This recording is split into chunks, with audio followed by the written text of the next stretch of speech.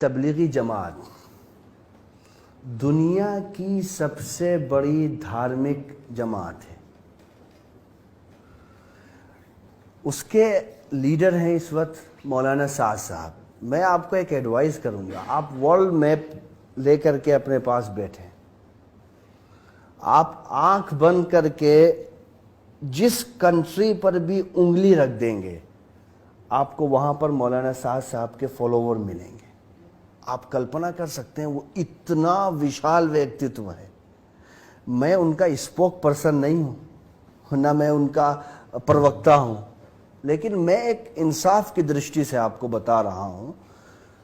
आप किसी भी देश के किसी भी पॉलिटिकल या रिलीजियस आदमी को उठा लीजिए, उनको सुनने के लिए 5 लाख लोग अगर आ गए तो बहुत है, लेकिन मौलाना साद साहब का जब इज्तिमा होता है तो उनको सुनने के लिए 20 से 25 लाख लोग आते हैं, और बगैर किसी सरकारी मदद के ट्रेनें और बसेस फ्री नहीं होती हैं। मौलाना साद साहब दुनिया की सबसे बड़ी धार्मिक ऑर्गेनाइजेशन के इस वक्त के प्रमुख हैं, मुखिया हैं, और दुनिया में उनके फॉलोअर हैं। आप भारत में, जो भारत दुनिया को दिशा दिखाता है, उस भारत के कुछ मीडिया हाउसेस की तरफ से उनको क्या कुछ नहीं कहा गया साहब कोरोना बम इन्होंने फैला दिया, ये लोग कोरोना जिहाद कर रहे हैं।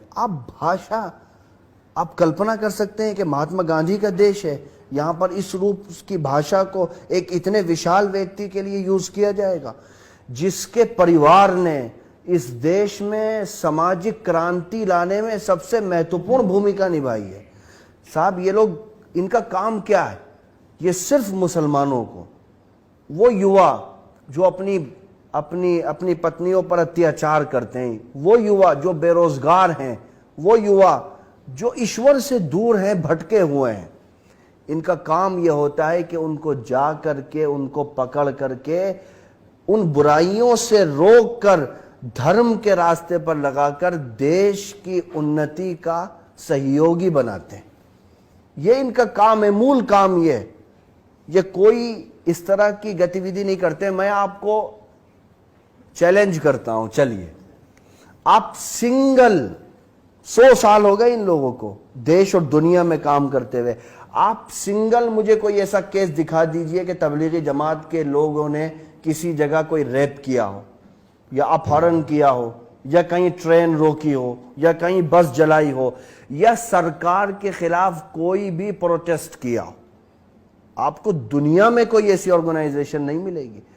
मैं आपको कह रहा हूं, दिखा दीजिए हिंदुस्तान के हर गांव में जहां पर भी आपको 2% भी अगर मुसलमान मिलेंगे, मैंने तो आपको अभी दुनिया की बात की है, 2% भी अगर मुसलमान वहां होंगे तो वहां मौलाना साद साहब के फॉलोवर जरूर होंगे। आप उस शख्स के बारे में ऐसी भाषा का प्रयोग करते हो। भाई, नेशनल सिक्योरिटी एडवाइजर तो खुद उनके पास गए थे ना। अगर वो कोरोना जिहाद कर रहे हैं तो national security adviser Ajit Doval ji वहां क्या कर रहे थे जाकर के?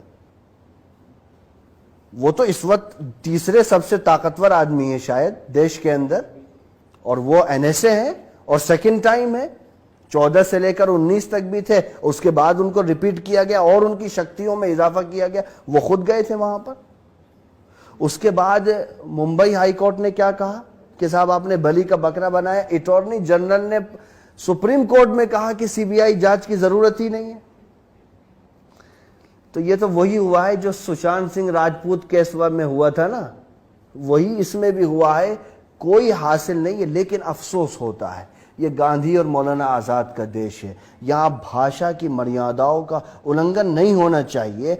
कम्युनिकेशन गैप, मैं नहीं समझता कि कम्युनिकेशन गैप रहा है। आप इस तरह की सिचुएशन क्रिएट कर देंगे कि आप उनको आतंकवादी बना देंगे। सुबह से 6 बजे से लेकर रात 12 बजे तक आपके यहाँ सिर्फ एक ही टॉपिक रहेगा। तो बस अफसोस होता है कि इस देश के अंदर ऐसा नहीं होना चाहिए था। अगर हो गया है तो कम से कम आगे ऐसा नहीं होना चाहिए। जो लोग इतने विशाल हैं और देश को, जिन्होंने वैचारिक क्रांति इस देश के अंदर जिस परिवार ने लाई है, कम से कम उसको अगर हम इज्जत नहीं दे सकते तो उसको बदनाम करने का भी हमें कोई अधिकार नहीं।